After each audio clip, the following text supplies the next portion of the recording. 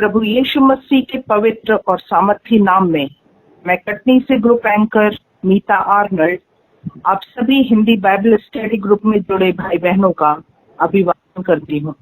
आज से बाइबल अध्ययन प्रारंभ किया जा रहा है जो हमारे बिब्लिकल फैसिलिटेटर भाई जॉनसन पॉल द्वारा लिया जाएगा। ये अध्ययन उत्पत्ति की पुस्तक से प्रारंभ होकर प्रकाशित वाक्य की पुस्तक तक लिया जाएगा। ये समय होगा हमारे बिब्लिकल फैसिलिटेटर भाई जॉनसन पॉल के लिए जो जबलपुर हैं कि आज बाइबल अध्ययन प्रारंभ करें जो उत्पत्ति की पुस्तक पहले अध्याय से प्रारंभ किया जा रहा है। भाई जॉनसन पॉल जबलपुर से। हिंदी बाइबल स्टडी ग्रुप के माध्यम से संचालित इस बाइबल अध्ययन कार्यक्रम में आप सभी मसीही भाई बहनों का मैं हृदय से स्वागत करता हूं। और जैसा कि पिछले अध्ययनों में हमने विषयवार अध्ययन किया था, आज से हम बाइबल के पुस्तकवार हम अध्ययन करेंगे। जैसा कि हम जानते हैं कि बाइबल में 66 पुस्तकें हैं, तो आज ही हम इस पुस्तकवार अध्ययन को प्रारंभ करेंगे। तो पहला पुस्तक जैसा है उत्पत्ति, तो उत्पत्ति पुस्तक से आज हम अध्ययन को प्रारंभ करेंगे। सबसे पहले हम थोड़ा सा बाइबल का सामान्य एक परिचय या इंट्रोडक्शन हम देख लेते हैं कि जो बाइबल शब्द है, ये इंग्लिश में है बाइबल शब्द और हिंदी में इसको पवित्र शास्त्र बोला जाता है। तो बाइबल शब्द जो मूल रूप से बिब्लियोस शब्द से निकला हुआ है। बिब्लियोस शब्द वो ग्रीक शब्द है। हम जानते हैं कि पुराना नियम वो हिब्रू भाषा में लिखा गया है और नया नियम वो ग्रीक भाषा में लिखा हुआ है। तो बिब्लियोस शब्द वो ग्रीक भाषा का है और इसी बिब्लियोस शब्द से ही अंग्रेजी में बाइबल ट्रांसलेट किया गया है या अनुवाद किया गया है। तो बाइबल में हम जानते हैं कि 66 पुस्तकें हैं और इस बिब्लियोस शब्द का अर्थ होता है किताबें या फिर किताबों का संग्रह, कलेक्शन ऑफ बुक्स। इस बिब्लियोस शब्द का अर्थ होता है कलेक्शन ऑफ बुक्स। तो बाइबल जो शब्द है वह कुछ पुस्तकों का कलेक्शन है, ये संग्रह है ये। तो हम जानते हैं कि हमारी बाइबल में 66 पुस्तकें हैं, अर्थात इन 66 पुस्तकों का संग्रह है। और हम देखेंगे कि ये जो 66 पुस्तकें जो लिखी हुई है ये लगभग 1600 वर्षों में लिखी हुई है। यीशु मसीह से 1500 साल पहले पुराना नियम लिखा गया। 1500 सालों में 1500 साल BC में इसको लिखा गया और यीशु मसीह के क्रूसिफिकेशन के करीब 100 साल तक नए नियम पुस्तकें लिखी गई। तो इस तरह से पुराना नियम जो है वो 1500 सालों में और नए नियम की पुस्तक वो लगभग 100 सालों में लिखी गई। और हम जानते हैं कि जो प्रकाशित वाक्य लिखा हुआ है वो सन 96 में लिखा हुआ है, AD 96 में लिखा हुआ है। अर्थात ये नए नियम की पुस्तकें 100 सालों में लिखी गई और पुराने नियम की पुस्तकें 1500 सालों में लिखी गई है।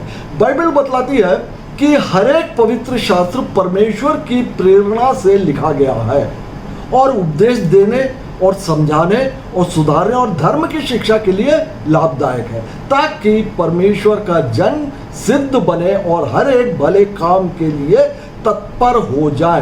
तो परमेश्वर की प्रेरणा से सारी बुक्स इसमें लिखी हुई है। ये क्यों लिखी हुई है? मनुष्य को समझाने के लिए, उपदेश देने के लिए और धर्म की शिक्षा देने के लिए ये लिखी गई पुस्तक है। और परमेश्वर का वचन है जैसा कि हम जानते हैं, ताकि परमेश्वर का जन जो है वह सिद्ध बने और हर एक भले काम के लिए तत्पर हो जाए। अब हम देखते हैं कि उत्पत्ति पहला अध्याय और पहला वचन जहां लिखा गया, आदि में परमेश्वर ने आकाश और पृथ्वी की सृष्टि की। इंग्लिश में लिखा है, in the beginning God created heaven and earth. थोड़ा सा अंतर है, हिंदी में लिखा है कि आकाश और पृथ्वी की सृष्टि की और इंग्लिश में लिखा है कि हेवन एंड अर्थ। तो हेवन आकाश, वो उसको पृथ्वी से यदि थोड़ा सा भी ऊपर उठ जाते हैं यहीं से आकाश प्रारंभ हो जाता है।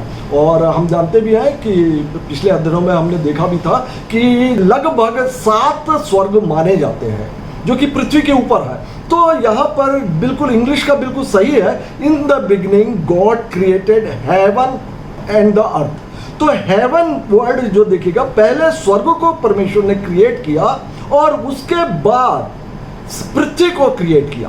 तो हेवन को कब क्रिएट किया कोई नहीं जानता, और पृथ्वी को कब क्रिएट किया ये भी कोई नहीं जानता, लेकिन पृथ्वी है ये हम बिल्कुल देख सकते हैं, क्योंकि परमेश्वर ने देखी और अनदेखी दोनों वस्तुओं की सृष्टि की। देखी वस्तुओं को हम जानते हैं जो कि पृथ्वी में सारी चीजें हैं, पेड़ पौधे, नदी तालाब, पक्षी प्राणी, सभी कुछ देखी हुई वस्तुएं हैं। और अनदेखी वस्तुओं में स्वर्ग और स्वर्गदूत और ये सब बातें अनदेखी वस्तुओं में आती है। और बाइबल बतलाती है कि परमेश्वर ने देखी और अनदेखी हुई वस्तुओं की सृष्टि की है। कुलुस्सियों पहला अध्याय और उसका 15 से 20 तक मैं पढ़ दे रहा हूं। यह सृष्टि आखिर क्यों की? क्योंकि हम जानते हैं कि आज हम उत्पत्ति से प्रारंभ कर रहे हैं। उत्पत्ति के पहले अध्याय में ही परमेश्वर ने विभिन्न प्रकार की सृष्टि का वर्णन किया हुआ है। तो यह सृष्टि आखिर क्यों की, ये इस बारे में कुलुस्सियों पहला अध्याय और 15 से लेकर 20वें वचन तक में पाया जाता है कि मसीह अदृश्य परमेश्वर का प्रतिरूप और सारी सृष्टि में पहलौठा है, क्योंकि उसी में सारी वस्तुओं की सृष्टि हुई, स्वर्ग की हो अथवा पृथ्वी की, देखी या अनदेखी। क्या सिंहासन, क्या प्रभुता है, क्या प्रधानता है, क्या अधिकार, सारी वस्तुएं उसी के द्वारा, उसी के लिए सृजी गई है। और वही सब वस्तुओं में प्रथम है और सब वस्तुएं उसी में स्थिर रहती हैं। और वही देह है अर्थात कलीसिया का सिर है, और वही आदि है और मरे हुए में से जी उठने में पहलौठा, कि सब बातों में वही प्रधान ठहरे। क्योंकि पिता की प्रसन्नता इसी में है कि उसमें सारी परिपूर्णता वास करे। उसके क्रूस पर बहे हुए लहू के द्वारा मेल मिलाप करके सब वस्तुओं को उसी के द्वारा से अपने साथ मेल कर ले, चाहे वे पृथ्वी की हो चाहे वो स्वर्ग की हो। तो हमने देखा यहां पर कि यीशु मसीह के लिए परमेश्वर ने स्वर्ग और पृथ्वी पे जो रहने वाले सारी बातें और स्वर्ग की सारी बातों को परमेश्वर ने यीशु मसीह के लिए सृजा। और जब ये पृथ्वी की बातें बिगड़ गई शैतान के द्वारा, आदम हव्वा के पाप कर लिए जाने के कारण परमेश्वर की संगति हमसे दूर हो गई। और उसी बात को यहाँ पर बतलाया गया कि उसके क्रूस पर बहे हुए लहू के द्वारा मेल मिलाप करके सब वस्तुओं को उसी के द्वारा अपने साथ मेल कर ले। अर्थात यीशु मसीह के लहू के द्वारा सब वस्तुओं को पवित्र करके परमेश्वर मनुष्यों को अपने निकट एकत्रित करना चाहते हैं, क्योंकि परमेश्वर और मनुष्य की संगति पाप के कारण दूर हो चुकी है। आदि में परमेश्वर ने स्वर्ग और उस पर स्थित वस्तुओं का सृजन किया था। स्वर्ग में परमेश्वर का क्या क्या बातें हैं स्वर्ग में, जो कि हम जानते हैं। और स्वर्ग में परमेश्वर का मंदिर है, जो कि प्रकाशित वाक्य में बताया जाता है। वहां पर परमेश्वर की वेदी है, सिंहासन है और विभिन्न प्रकार के स्वर्गदूत भी है। परमेश्वर ने स्वर्ग में अपनी स्वर्गदूतों को स्वर्ग में अपनी आत्मा में से स्वर्गदूतों की सृष्टि की थी। और क्यों किया था? अपनी आराधना और महिमा करने के लिए परमेश्वर ने सबसे पहले स्वर्ग को सृजा और स्वर्गदूतों को सृजा।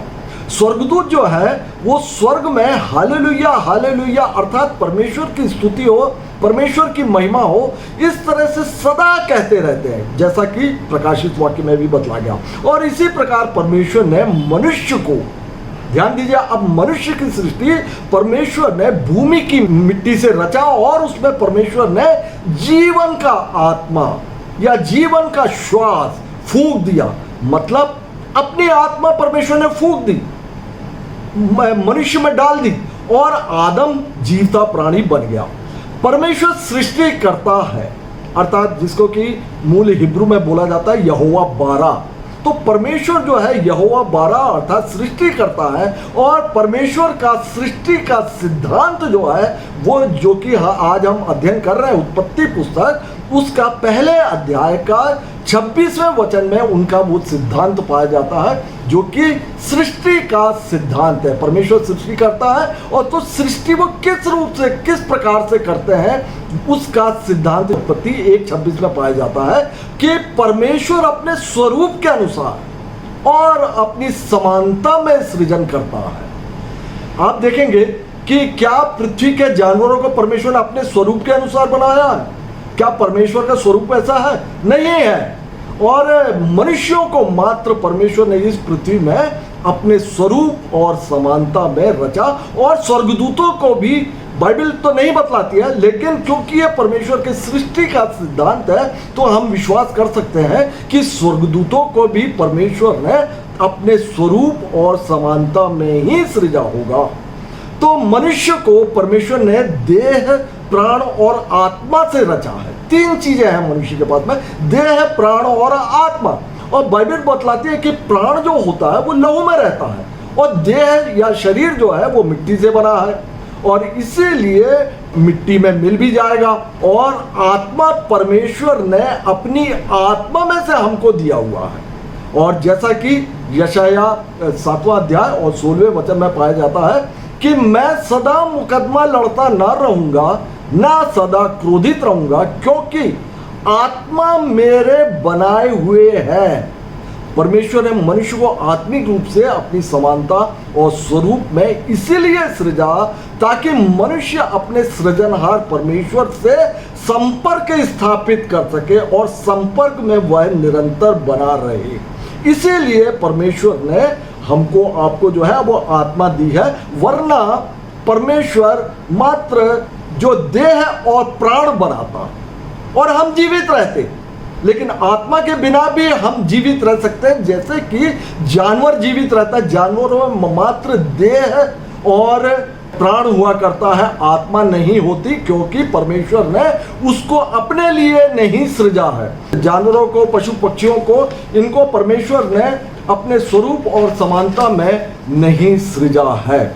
और जैसा कि बाइबल भी तो बतलाती है कि मिस्री लोग परमेश्वर नहीं मनुष्य ही है, और उनके घोड़े आत्मा नहीं मांस ही है। मिस्री लोग मनुष्य हैं और उनके जो घोड़े हैं वो आत्मा नहीं है, मांस है वो, अर्थात देह और प्राण है, उनमें आत्मा नहीं होता, अर्थात किसी भी जानवर में आत्मा नहीं पाया जाता। परमेश्वर क्योंकि आत्मा है और मनुष्य और स्वर्गदूत आत्मिक प्राणी है, इसीलिए सिर्फ मनुष्य और स्वर्गदूत ही परमेश्वर के संपर्क करने के वो योग्य हैं। मरने के बाद मनुष्य की आत्मा परमेश्वर के पास उनके बनाए स्थान में चली जाती है, जैसा कि बाइबल भी बतलाती है सबोपदेशक 12:7 में कि मिट्टी ज्यों की त्यों मिट्टी में मिल जाएगी, और आत्मा परमेश्वर के पास जिसने उसे दिया लौट जाएगी। तो जानवरों में आत्मा ना होने के कारण, अर्थात सिर्फ देह और प्राण होने के कारण, वे स्वर्ग में प्रवेश नहीं कर सकते, क्योंकि स्वर्ग में वह सिर्फ आत्मा ही प्रवेश कर सकती है। और जैसा कि प्रेरित पौलुस ने भी 1 कुरिन्थियों उसका 15 अध्याय और 50 वचन में बतलाया था कि हे भाइयों, मैं यह कहता हूं कि मांस और लहू परमेश्वर के राज्य के अधिकारी नहीं हो सकते। मांस और लहू परमेश्वर के राज्य के अधिकारी नहीं हो सकते, और ना विनाश अविनाशी का अधिकार हो सकता है। विनाश अविनाशी का अधिकारी नहीं हो सकता, मतलब जानवरों का अंतिम स्थान यह भूमि ही है, यह पृथ्वी है, जो कि एक दिन नष्ट भी हो जाएगी। लेकिन मनुष्य की नाशवान देह ये जो है, जो कि मिट्टी है, वो तो मिट्टी में मिल जाएगी, लेकिन वह पुनरुत्थान के दिन अविनाशी देह को पहन लेगा। मनुष्य का जो देह है वो मिट्टी जो है वो मिट्टी में मिल जाएगी, लेकिन परमेश्वर जो वो पुनरुत्थान के दिन हमारी इस देह को बदल कर अविनाशी देह को वो पहन लेगी, और वह परमेश्वर के पास पहुंचाया जाएगा। चाहे वो पहले मरे हुए लोग हों, वो लोग भी पुनरुत्थित होंगे, और वो लोग का भी शरीर वो बदल जाएगा। और उस समय जब मसीह का आगमन होगा, उस समय जो जीवित लोग होंगे वो लोग भी बदल जाएंगे, उनको भी जो है अविनाशी देह दिया जाएगा, जिसके माध्यम से हम परमेश्वर के पास पहुंचेंगे। लेकिन जानवरों के साथ ऐसा नहीं है, वो भूमि में यहीं पे मर जाएंगे, और यहीं पे मिट्टी जो है वो मिट्टी में मिल जाएगी। जो बलिदानी जानवर जो हुआ करते थे, जो पुराने ज़माने में या पुराने नियम में जो पाए जाते हैं, जैसे कि लेवी व्यवस्था 17 अध्याय और उसके 11वें वचन में परमेश्वर ने वहाँ पे बतलाया था कि शरीर का प्राण लहू में रहता है और उसको मैंने तुम लोगों को वेदी पर चढ़ाने के लिए दिया है, ताकि तुम्हारे प्राणों के लिए प्रायश्चित किए जाए, क्योंकि प्राण के कारण लहू ही से प्रायश्चित होता है। ये परमेश्वर ने मनुष्य के लिए दिया कि जानवरों को तुमको इसके लिए दिया, एक तो खाने की आज्ञा दी गई है, दूसरे उनके लहू को वो बलिदान चढ़ाने के लिए या वेदी पर चढ़ाने के लिए उनको दिया गया था। लिखा हुआ कि तुम्हारे प्राणों का प्रायश्चित प्राण के कारण लहू ही से प्रायश्चित होता है। अब हम इस बात को जब हम जान लेते हैं तब हम यीशु मसीह के प्रायश्चित बलिदान को भी अच्छी तरह जानते हैं कि लहू के द्वारा किस प्रकार से हमारा उद्धार संभव हुआ। पूरे बाइबल स्टोरी को यदि हम एक लाइन में कहें तो हम कह सकते हैं कि बाइबल वो एक उद्धार की कहानी है, एक उद्धार की कहानी है। उत्पत्ति से लेकर प्रकाशित वाक्य तक जो स्टोरी जो है सिर्फ उद्धार को ही बतलाती है। लेकिन जब हम बाइबल पढ़ते हैं तो हम देखते हैं कि कई राजा लोग भी हैं, इजराइलियों का जीवन भी है, और वो 40 वर्षों तक यहाँ भटक रहे हैं, और राजा लोग के विभिन्न घटनाएं हैं। इस प्रकार से बहुत सी बातों को हम पाते हैं जो कि इतिहास है, वो इतिहास है। लेकिन मूल जो परमेश्वर का उद्देश्य जो प्रकट होता है वो होता है उत्पत्ति से प्रकाशित वाक्य तक में, कि मनुष्य का पाप से उद्धार किस प्रकार से किया जाएगा। बाइबल में परमेश्वर ने अपनी योजना को जो मनुष्य के लिए है और जिस मनुष्य को उन्होंने अपने हाथों से सृजा था, उस योजना को प्रकट किया गया है बाइबल में परमेश्वर ने। जैसे कि हमने पहले देखा कि ये जो बाइबल है या ये जो पुस्तकें हैं, पवित्र शास्त्र की पुस्तकें हैं, ये जो है परमेश्वर की प्रेरणा से लिखा गया है।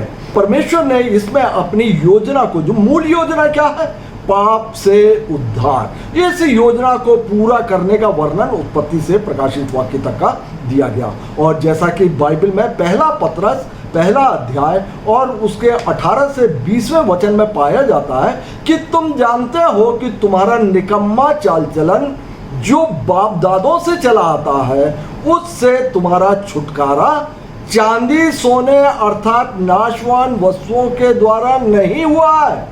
तुम्हारा जो निकम्मा चाल चलन, हमारा आपका जो पाप है, वो सोने चांदी के देवी देवताओं के द्वारा, ये सब नाशवान वस्तु है, उनके द्वारा जो है हमारा उद्धार नहीं होता।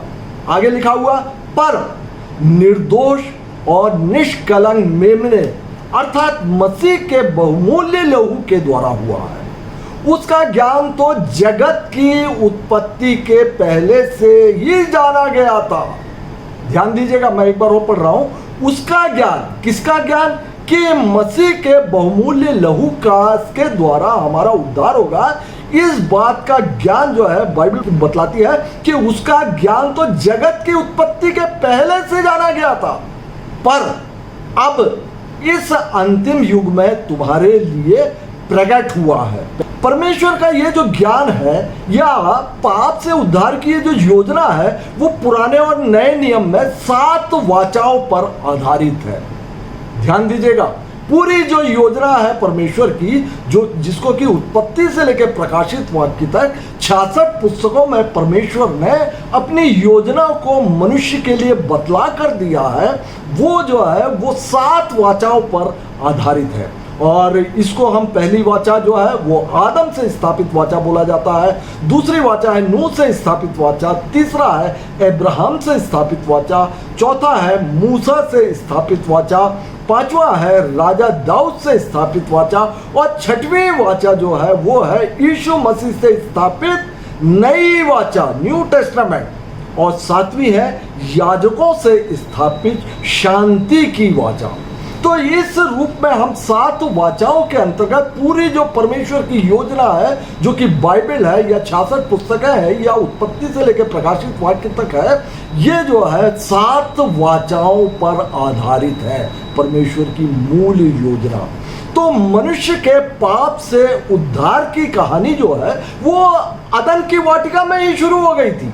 और जैसा कि आदम हव्वा ने पाप किया और परमेश्वर ने उत्पत्ति 3 अध्याय और उसके 15वें वचन में ये उनसे वाचा बांधी थी कि मैं तेरे और इस स्त्री के बीच में और तेरे वंश और इसके वंश के बीच में, ये सांप को बोला जा रहा है या शैतान को बोला जा रहा है कि मैं तेरे और इस स्त्री के बीच में अर्थात हव्वा के बीच में और तेरे वंश अर्थात शैतान के वंश या सांप के वंश और इसके वंश के बीच में बैर उत्पन्न करूंगा और वह तेरे सिर को कुचल डालेगा। अर्थात जो ये जो स्त्री का वंश आएगा ना, वो इस सांप का सिर जो है कुचल डालेगा, अर्थात शैतान का सिर कुचल डालेगा और तू उसकी एड़ी को डसेगा। और इस वाचा की पूर्ति को हम नए नियम में यीशु मसीह के द्वारा ये जो संभव होता है या ये इसकी पूर्ति होती है, जैसा कि गलातियों 4 अध्याय और 4वें वचन में लिखा हुआ है कि जब समय पूरा हुआ तो परमेश्वर ने अपने पुत्र को भेजा जो स्त्री से जन्मा और व्यवस्था के अधीन उत्पन्न हुआ। स्त्री से जन्मा, वो पुरुष से नहीं जन्मा। जैसा कि परमेश्वर ने अदन की वाटिका में ही सांप को अर्थात शैतान को बोल दिया था कि स्त्री का वंश जो आएगा।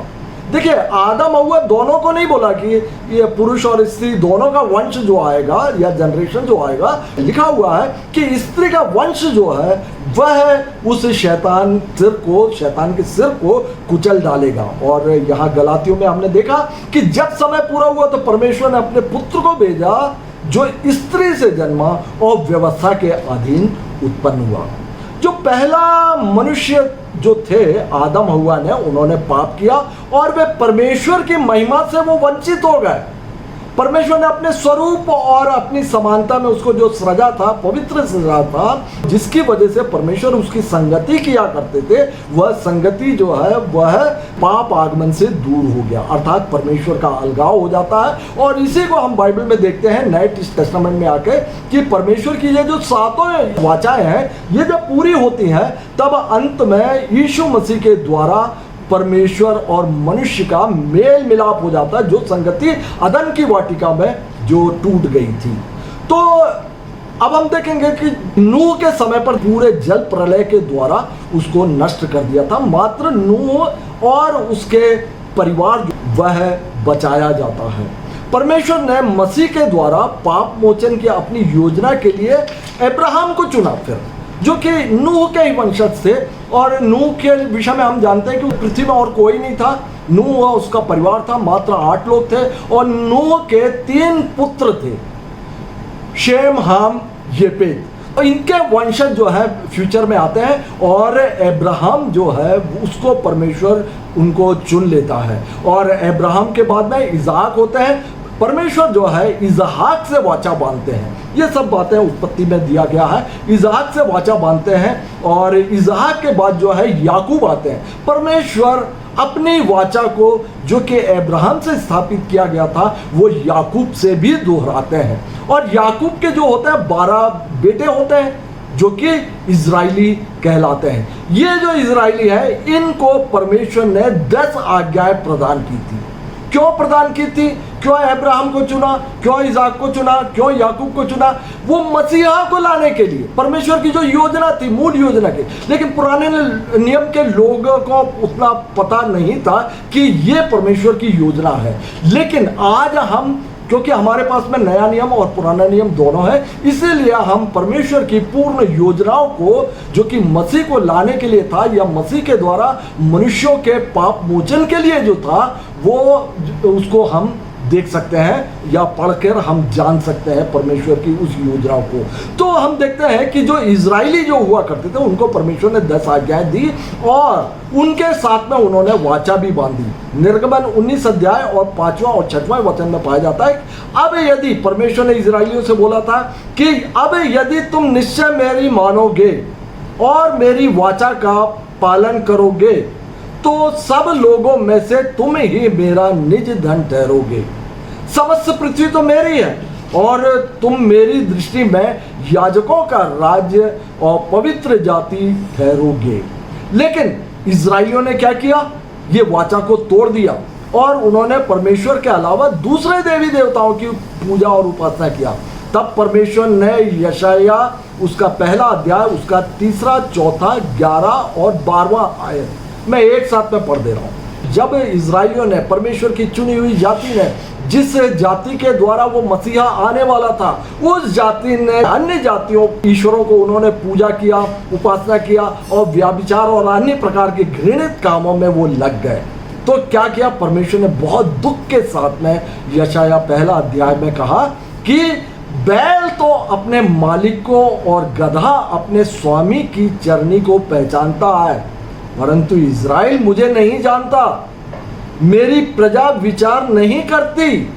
हाय, यह जाति पाप से कैसे भरी है, यह समाज अधर्म से कैसा लदा हुआ है। इस वंश के लोग जैसे कुकर्मी है, ये लड़के बाले कैसे बिगड़े हुए हैं। उन्होंने यहोवा को छोड़ दिया, उन्होंने इज़राइल के पवित्र को तुच्छ जाना है, वे पराये बनकर दूर हो गए हैं। यहोवा यह कहता है, तुम्हारे बहुत से मेल बलि मेरे किस काम के हैं? मैं तो मेढ़ों के होम बलियों से और पाले हुए पशुओं की चर्बी से अघा गया हूं। तुम लोग जो पाप करते हो और बलि करते हो, उससे मैं अघा गया हूं। आगे लिखा, मैं बछड़ों या भेड़ के बच्चों या बकरों के लहू से प्रसन्न नहीं होता।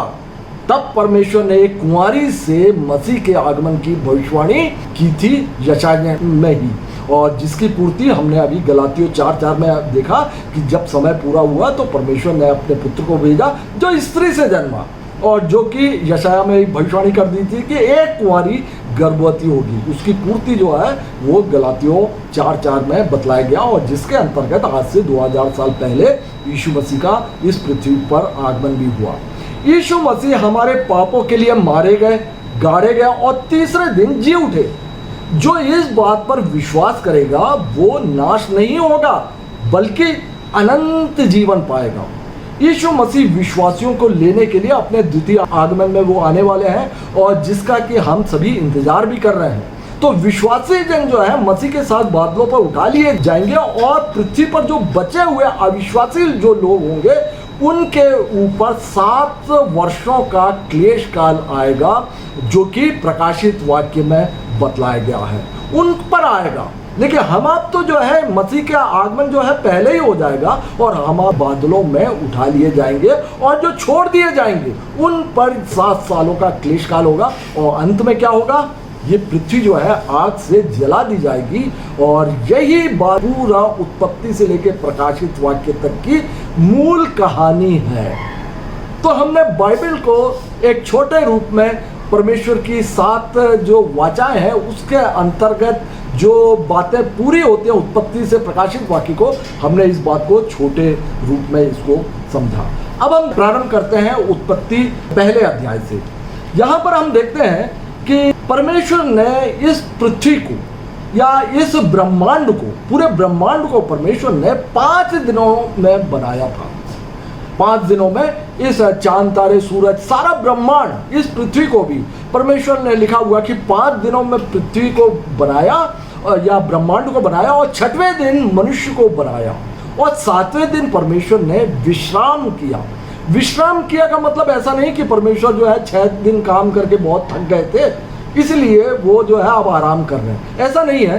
विश्राम किया का अर्थ है अब जो किए हुए काम है उनकी उन्होंने पूर्ति कर ली, वो जो है पूरा हो चुका। यहाँ पर एक प्रश्न ये उठता है कि भाई परमेश्वर ने 6 दिन में पृथ्वी बना ली, सारा सृजन उन्होंने कर लिया, मनुष्यों के साथ भी 6वें दिन मनुष्य को किया, और 5 दिनों में जो है परमेश्वर ने ब्रह्मांडों को बनाया। जबकि साइंस बोलते हैं कि हजारों साल लगे हैं चांद, सूरज और पृथ्वी के बनने में। सूरज से जो है वो गैस निकली, और गैस निकल के ठंडी हुई तो वो पृथ्वी बन गई। इस प्रकार का साइंस बतलाती है। लेकिन बाइबल बतलाती है कि अब 5, 6 या 7 दिनों में जो है परमेश्वर ने सृष्टि कर दी। तो दूसरा पत्रस और उसका 3रा अध्याय और उसका 8वां वचन, वहां पे पाया जाता है कि प्रभु के यहाँ एक दिन 1000 वर्ष के बराबर है, और 1000 वर्ष एक दिन के बराबर है। भजन संहिता 90 और उसका 4था वचन और वो वहाँ पे मूसा की प्रार्थना है, ये वहाँ पर पाया जाता है कि 1000 वर्ष तेरी दृष्टि में ऐसे हैं जैसे कल का दिन जो बीत गया या रात का एक पहर।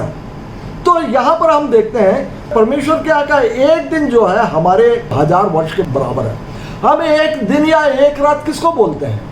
जब शाम हुई और सूरज ढला तो उसके बाद रात हो गई और दूसरे दिन सूरज उगा तो वो सुबह हो गई। हम जानते हैं कि पृथ्वी के घूमने के कारण होता है, और जो भाग सूरज के सामने रहता है वहाँ पे दिन रहता है, और जो पृथ्वी का भाग जो पीछे तरफ रहता है वहाँ पे रात हुआ करती है। तो पृथ्वी के घूमने से जो है रात दिन होता है। अब हमको बतलाइए, स्वर्ग या ब्रह्मांड के जो अन्य ग्रह हैं, स्वर्ग में क्या वहाँ पे रात दिन होते हैं क्या? नहीं होते, नहीं होते। वहाँ पे किसको आप एक दिन बोलोगे या एक रात किसको बोलोगे आप? तो इसी बात को आप देखेंगे दूसरा पत्रस और 3 अध्याय और 8वें वचन में पाया जाता है कि प्रभु के यहाँ का एक दिन 1000 वर्ष के बराबर है, और 1000 वर्ष भी जो है वो एक दिन के बराबर होता है परमेश्वर के यहाँ। इसके बाद हम देखते हैं कि जब आदम हव्वा ने पाप कर दिया तो परमेश्वर ने 4 श्राप यहाँ पर दिए हुए हैं। फिलहाल मैं उसको श्राप बोल रहा हूँ और मैं इसको क्लियर कर दूंगा। 3 अध्याय, उत्पत्ति 3 अध्याय में जैसे आदम हव्वा ने पाप किया, परमेश्वर ने सबसे पहले सांप को श्राप दिया, लिखा हुआ। तब परमेश्वर ने सर्प से कहा, तूने जो यह किया है इसलिए सब घरेलू पशुओं और बनेले पशुओं से अधिक शापित है। सांप को परमेश्वर ने शाप दिया, और स्त्री से उन्होंने कहा कि मैं तेरी पीड़ा जो है, तेरे गर्भवती होने के दुख को मैं बहुत बढ़ाऊंगा। लेकिन यहाँ पे शाप नहीं दिया गया, एक दंड दिया गया, जो कि आदम हव्वा ने जो पाप किया था उसका एक दंड जरूर दिया गया, लेकिन शापित नहीं किया। तीसरा हम देखते हैं कि आदम से उन्होंने कहा, जो तूने ये पाप किया उसके कारण जो है तू पसीने की रोटी खाया करेगा। यहाँ पर भी देखेंगे आदम को भी दंड दिया गया है, लेकिन उसे शाप नहीं दिया गया। चौथा देखेंगे, लिखा हुआ है कि इसीलिए भूमि तेरे कारण शापित है, तो उसकी उपज जीवन भर दुख के साथ खाया करेगा, और वह तेरे लिए कांटे और ऊंट कटारे उगाएगी। अर्थात भूमि को भी शापित किया गया और शैतान को भी शापित, अर्थात सर्प को भी शापित किया गया, लेकिन आदम हव्वा को शाप नहीं दिया गया, बल्कि उनके किए का दंड उनको दिया गया। वो शापित नहीं हुए। शापित होना एक अलग बात है और दंड जो दिया जाना है वो अलग बात होता है। इसके बाद हम देखते हैं कि आदम हव्वा के 2 बेटे होते हैं, कैन और हाबिल, और कैन जो होता है वो हाबिल को मार देता है। अब पृथ्वी में मात्र कैन बसता है। उत्पत्ति 4 अध्याय और उसका 25वां वचन, वहां पर शेत का जन्म होता है, तीसरा पुत्र। अब क्या हो गया, आदम हव्वा ने पाप कर दिया। परमेश्वर ने जो है अदन की वाटिका में ही वाचा स्थापित कर दी कि एक स्त्री के वंश से आएगा और वो शैतान का सिर कुचलेगा। और इसके बाद हम देखते हैं कि कैन जो है हाबिल को मार देता है। अब जो है कैन अकेला बचता है। कैन जो है वो एक प्रकार का शापित हो जाता है, क्योंकि उसने हत्या की। इस वजह से परमेश्वर उस कैन के जनरेशन को नहीं चुनता है कि परमेश्वर आदम हव्वा का तीसरा बेटा जो शेत होता है, परमेश्वर यीशु मसीह की वंशावली को लाने के लिए उसको चुनता है। 4 अध्याय और उसका 25वां वचन मैं पढ़ रहा हूँ। आदम ने अपनी पत्नी के साथ फिर सहवास किया और उसने एक पुत्र को जन्म दिया और उसका नाम यह कहकर शेत रखा। ध्यान दीजिएगा, क्या कहकर शेत रखा, यह आगे आ रहा है, उस पर आप विशेष ध्यान दीजिएगा। आदम ने अपनी पत्नी के साथ फिर सहवास किया और उसने एक पुत्र को जन्म दिया और उसका नाम यह कहकर शेत रखा कि परमेश्वर ने मेरे लिए हाबिल के बदले जिसकी हत्या कैन ने की थी एक वंश ठहरा दिया है। तो हाबिल के बदले में, हाबिल का हम जानते हैं नया नियम भी बतलाता है कि हाबिल धर्मी था, धर्मी पुरुष था, विश्वासी पुरुष था वो, और उसके बदले में वैसा ही एक शेत हमको दिया।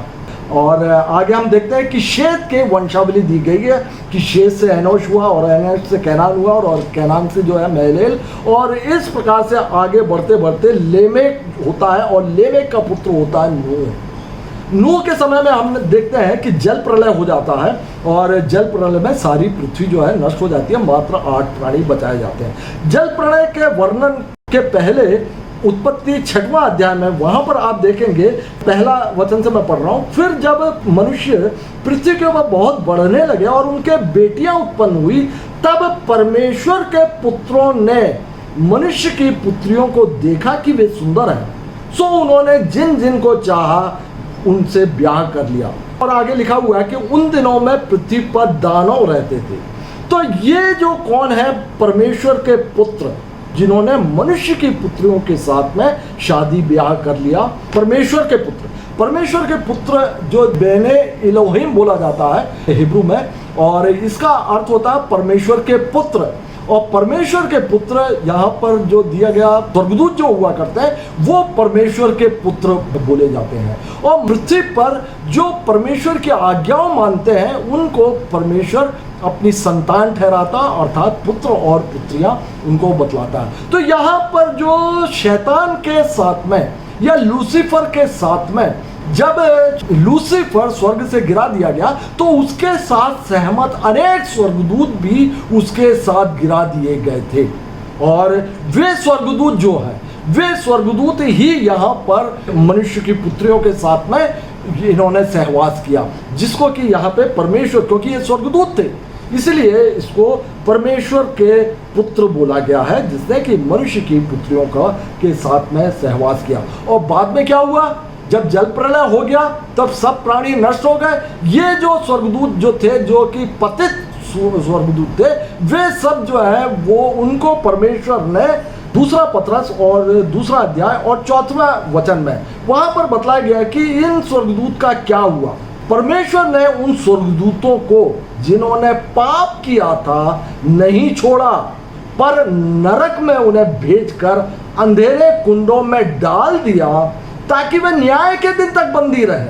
हमने पिछले अध्ययनों में भी देखा है कि मनुष्य का न्याय होगा, विश्वासियों का भी न्याय होगा यीशु मसीह के न्याय आसन के सामने, और इजराइलियों का अलग से न्याय होगा, और अविश्वासियों का न्याय जो होगा वो परमेश्वर के श्वेत सिंहासन के सामने होगा, और स्वर्गदूतों का भी न्याय होगा। तो इस प्रकार यहाँ पर हम देखते हैं कि वो न्याय के दिन तक के लिए वे जो स्वर्गदूत या पतित दूत जो है वो न्याय के दिन तक के लिए बंदी बना लिए गए हैं। इसके बाद हम देखते हैं उत्पत्ति 9वां अध्याय और उसका 20 से लेकर मैं 28 वचन तक पढ़ रहा हूँ। अभी देखिए नूह का समय चल रहा है, नूह के समय की बात हो रही है, और नूह के कितने जनरेशन के बाद में अब्राहम आए, और अब्राहम के बाद में इजराइली आए। तो इजराइलियों के समय पे जो कनान देश था, जहाँ पे घृणित लोग रहते थे या अन्य जाति मूर्ति पूजक लोग रहते थे, उनके विषय में यहाँ पे बतलाया गया है। यहाँ पे देखिएगा, आप विशेष तौर पर ध्यान रखिएगा कि नूह के 3 पुत्र होते हैं, शेम, हाम और येपेत। शेम के वंशज से अब्राहम आते हैं और इस सारे इजराइली आते हैं और यीशु मसीह आते हैं। लेकिन हाम का वंशज वो मूर्ति पूजा में चला जाता है। तो यहाँ पर हम देखते हैं कि उत्पत्ति 9वां अध्याय उसका मैं 20वें वचन से पढ़ रहा हूँ कि नूह किसानी करने लगा, उसने दाख की बारी लगाई और वह दाखमधु पीकर मतवाला हो गया और अपने तंबू के भीतर नंगा हो गया। जब कनान का पिता हाम, ध्यान दीजिए, हाम, कनान का पिता हाम, मैंने बताया आपको शेम, हाम और येपेत। यहाँ पे हाम का पुत्र जो है वो कनान है, तो उसके विषय में यहाँ पर बतलाया गया, और शेम के वंशज के विषय में बतलाया गया कि जब कनान के पिता हाम ने अपने पिता को नंगा देखा तो वह तंबू के बाहर गया और अपने दोनों भाइयों को बतला दिया। दोनों भाई अर्थात शेम को भी बतला दिया और येपेत को भी बतला दिया। तब शेम और येपेत दोनों ने कपड़ा लेकर अपने कंधे पर रखा और पीछे की ओर उल्टा चलकर अपने पिता के नंगे तन को ढांप दिया। वे अपना मुख पीछे किए हुए थे, इसलिए उन्होंने अपने पिता को नंगा नहीं देखा। शेम और येपेत ने अपने पिता को नंगे अवस्था में नहीं देखा, लेकिन देखा किसने? हाम ने देखा, जिसका कि पुत्र कनान है, उसने अपने पिता को नंगा देखा। 25वां वचन, इसीलिए उसने कहा, नूह बोल रहा है, कनान शापित हो, वह अपने भाई बंधुओं के दासों का दास हो, फिर उसने कहा शेम, शेम मतलब अब्राहम का वंशज, जो यीशु मसीह का वंशज शेम से आता है, जो कि बाइबल में वंशावली में दिया गया। तो शेम के लिए नूह बोलता है कि शेम का प्रभु परमेश्वर धन्य है और कनान जो है वो शेम का दास हो।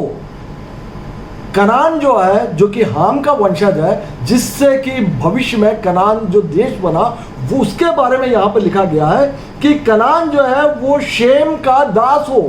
शेम मतलब इजरायली लोग, उनका दास होने का। और यही सब बाद में हम निर्गमन में हम यही सब बातों को पाते हैं, लेकिन ये उत्पत्ति में यहाँ पर दिया हुआ है और इस बात पर बहुत कम लोगों का यहाँ पर ध्यान जाता है। 25वें वचन से मैं फिर पढ़ दे रहा हूँ। इसलिए उसने कहा कनान शापित हो और वह अपने भाई बंधुओं के दासों का दास हो। फिर उसने कहा शेम का प्रभु परमेश्वर धन्य है और कनान शेम का दास होवे। परमेश्वर येपेत के वंश को फैलाए और वह शेम के तंबुओं में बसे और कनान उसका दास हुए।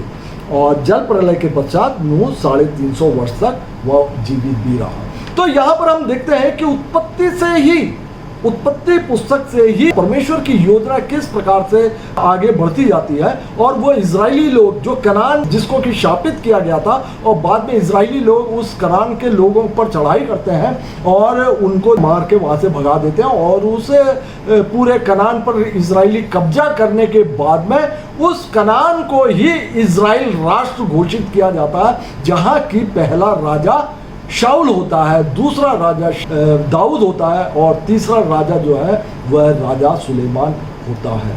तो आज हमने लगभग 10वें अध्याय तक का अध्ययन किया और आगे के अध्ययनों में हम विस्तृत रूप से, आज थोड़ा सा इंट्रोडक्शन वगैरह में थोड़ा ज़्यादा समय लग गया, या उसकी भूमिका, जो उत्पत्ति की भूमिका और बाइबल को थोड़े से शब्दों में बोलने के लिए समय थोड़ा सा ज़्यादा हो गया।